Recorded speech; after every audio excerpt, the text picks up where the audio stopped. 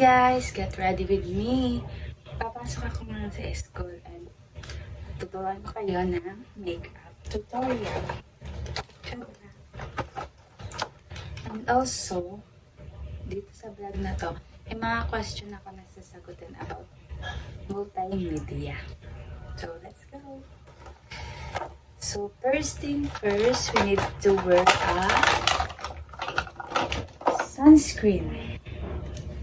This is the sunscreen. Meron siyang SPF 50 na maganda sa ating body. So, let's go. Let's put it in. Look at it. So, guys, meron ba kayong idea about multimedia? Alam naman natin na multimedia is very important to all of us. Malaki ang itutulong nito, lalo na ngayon sa ating digital age. Tulad ngayon, nakakapag-vlog ako kasi merong multimedia. Dahil sa multimedia, merong mga ganito, cellphone, camera, kaya nakakapag-kuha tayo ng video.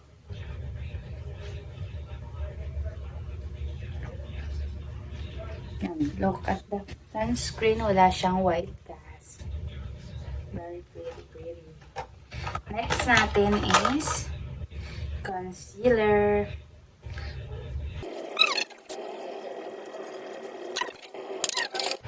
Ay, meron ako dito ang sponge. Makatid.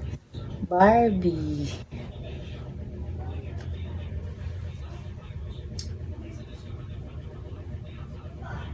Shouty.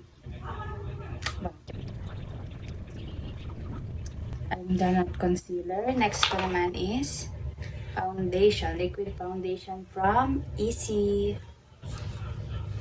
So, habang naglalagay ako ng foundation, sasagutin ko yung tanong about multimedia.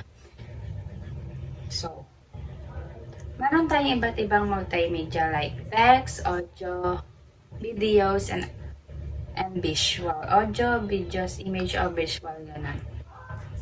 So, lahat ito mahalaga sa multimedia. Kung mawawalan ng isa, hindi mag-workout ang isang, halimbawa, isang palabas. Hindi siya, pag may kulang ng isa alinman doon, is hindi maganda yung kakalabasan.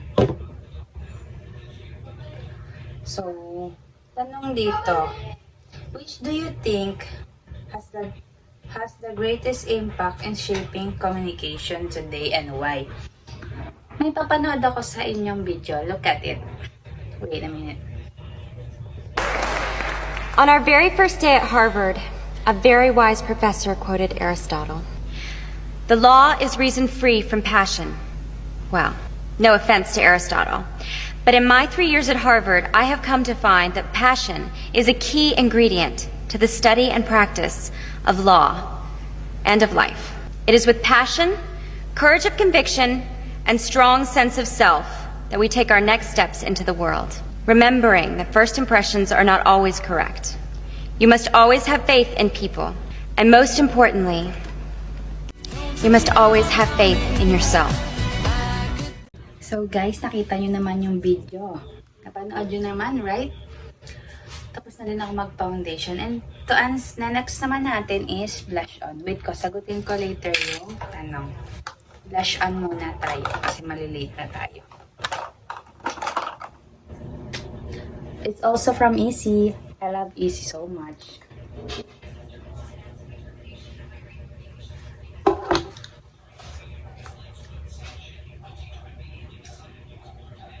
It's super pigmented. Look at it.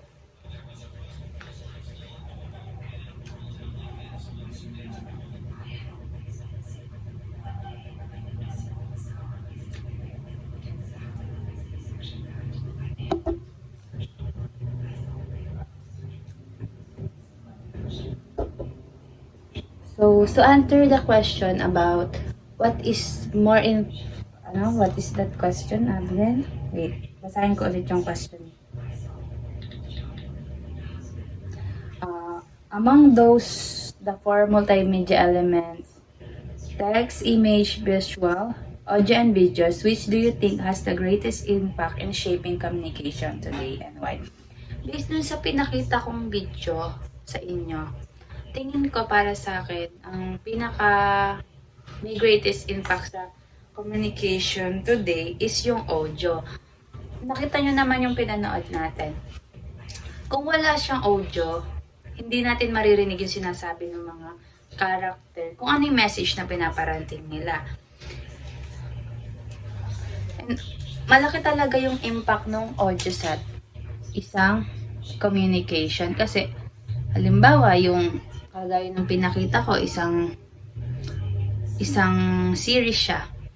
Hindi natin maiintindihan or malalaman yung sinasabi nung nasa series na yun kung wala siyang sound. Para magiging, ano lang siya, dull or empty. Na parang binabasa lang natin yung buka ng bibig nila. Hindi natin makikita kung ano yung emotion na pinapakita kasi hindi nila nasasalita or hindi natin naririnig yung audio na sinasabi. And also, mahalaga din yung audio kasi dun sa mga, halimbawa yung mga movies na napapanood natin na may mga tawag dito, may mga scary na movie. 'Di ba? Hindi siya nagmumukhang nakakatakot pagka walang sound effect. Yung sound effect yung nagbibigay ng buhay sa isang palabas. Siguro yung audio is effective siya talaga sa pakikipag-communicate natin today. Based nga dun sa napanood natin. Kung walang audio yon, hindi tayo ma-engage na panoodin yung series na yon. Kasi, bakit natin papanoodin, di ba? Kung walang sound, paano natin maintindihan yung sinasabi? Even though mayroong subtitle like text, hindi tayo ma-engage na panoodin yun kasi walang buhay. Paano natin siya papanoodin kung walang buhay? Di ba? Kaya audio yung pinakamahalaga. Even though, yes, mahalaga lahat, but, audio talaga yung pinaka nagbibigay ng buhay sa isang series or mga palabas. Siya din yung nagbibigay ng info sa atin. Kung nanonood kayo ng mga balita, tingin nyo ba maibibigay nila yung balita na gusto nila iparating kung walang audio? Kaya mahalaga talaga yung audio. So next na tayo. Ito na. Wait.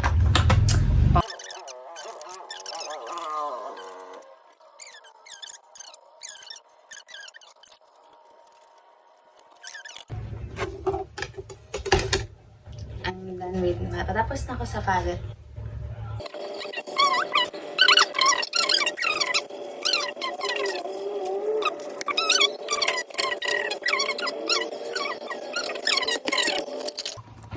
Next natin is itong fixing gel from Easy din.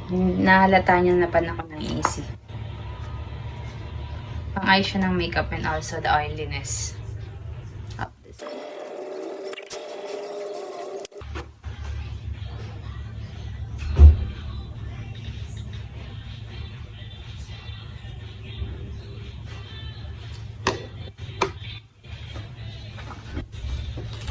The next one is powder, of course. Hindi ko pala nakikita yung brand. Ito ay from Bay. Maganda tong powder na to, lalo na sa mga oilies. Yung mga pausin like me kasi hindi siya madaling mahulas.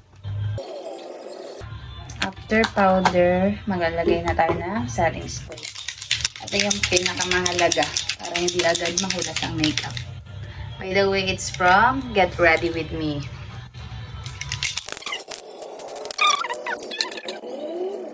Habang natutuyo siya, maglalagay na ako ng wait lang. Itong lipstick. Ang pakulay, maglalagay ng buhay sa makeup. Kasi kung wala ito, parang walang buhay.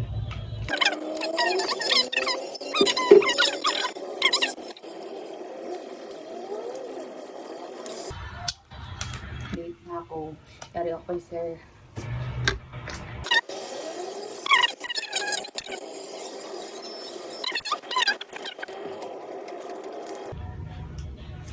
Umuulan na. Sukray na ako.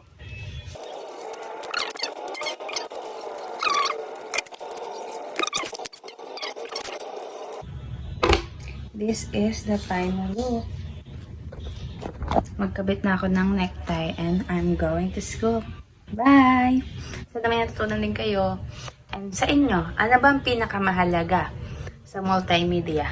Text, audio, image or visual, or video o videos? Answer this also. See the comment section. Bye!